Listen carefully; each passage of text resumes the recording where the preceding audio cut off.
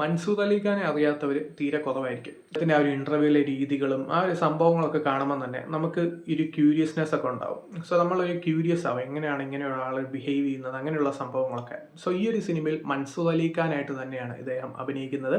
So അദ്ദേഹത്തിൻ്റെ തോക്ക് കാണാതെ പോകുന്നു. അത് കാണാതെ പോകുന്നത് ആ ഒരു പോലീസ് സ്റ്റേഷനിലെ റൈറ്ററിൻ്റെ കയ്യിൽ നിന്നാണ്. ആ ഒരു റൈറ്ററാണ് ലാലിൻ്റെ ക്യാരക്ടർ.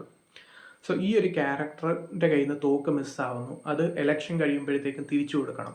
അതിൻ്റെ കൂടെ തന്നെ ഈ ഒരു വില്ലനായിട്ട് വരുന്ന സുജിത് ശങ്കറിൻ്റെ ക്യാരക്ടറാണ്. ആ ഒരു ഇലക്ഷന് വേണ്ടി ആളുകൾ കൊടുത്ത പൈസയും മിസ്സാവുന്നു. സോ ഈ ഒരു രണ്ട് സംഭവങ്ങൾ ബേസ് ചെയ്ത് നടക്കുന്ന അന്വേഷണം, എവിടെയാണ് ഈ ഒരു രണ്ട് അന്വേഷണങ്ങളും മുന്നോട്ട് പോകുന്നത്, അതെങ്ങനെയാണ് നറേഷൻ വഴി പ്രസൻറ്റ് ചെയ്തിരിക്കുന്നത് എന്നുള്ളതൊക്കെയാണ് ഈ ഒരു സിനിമയുടെ മേജർ ഹൈലൈറ്റ്സ്. ഇപ്പോൾ സൺ നെറ്റ്ഫ്ലിക്സിൽ ഈ ഒരു മൂവി അവൈലബിൾ ആണ്. ഇത് ഓഗസ്റ്റ് 1 തിയേറ്ററുകളിൽ റിലീസായത്.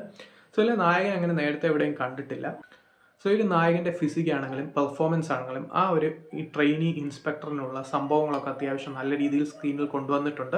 അതിൻ്റെ കൂടെ തന്നെ ആക്ഷൻ സീക്വൻസസിലും അത്യാവശ്യം നല്ലൊരു പെർഫോമൻസ് ആണ് കൊണ്ടുവന്നിരിക്കുന്നത്. ലാലിൻ്റെ പെർഫോമൻസ് ആണെങ്കിലും സുജിത് ശങ്കറിൻ്റെ പെർഫോമൻസ് ആണെങ്കിലും ഒക്കെ തന്നെ സിനിമ എലിവേറ്റ് ചെയ്യുന്നുണ്ട് എന്നുള്ളതാണ് ഈ ഒരു സിനിമയുടെ ഹൈലൈറ്റ്. സോ താല്പര്യമുള്ളവർ കണ്ടു നോക്കാം. ഇതിപ്പോൾ സൺ നെറ്റ്ഫ്ലിക്സിൽ അവൈലബിൾ ആണ്.